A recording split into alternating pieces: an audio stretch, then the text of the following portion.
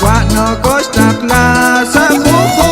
chena jefe papote serase le chabil esla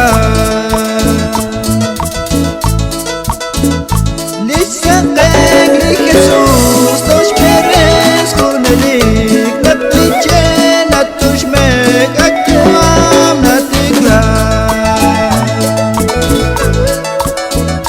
huele a santa satsael makachik na okwejo akwele katua makachik lisael lisa tegli Jesús nos peres con el na pichena tus me actuam na tigla karak li katua mikasat lisael oto berte khonele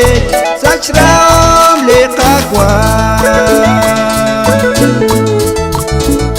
lisa tegli Jesús nos peres khonele na plichena tushmek actuam na tigla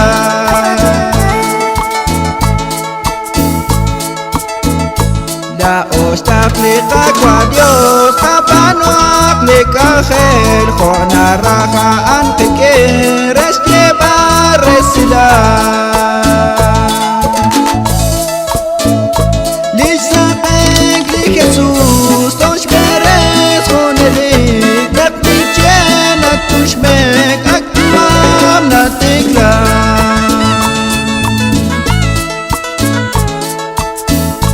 retratao kasailan usto awoy benin ta teresta kachuam khoka khel chirudio lisa tegli Jesús nos peres khonelik napnichena tushmek actuam na tigla che ushkepe at akwali karuna kakwa che ka ashte si khokok restik balak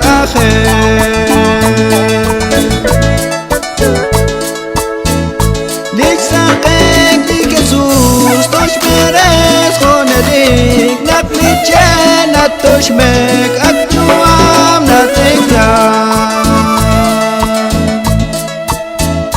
Chika kam talak matin chokrem likomo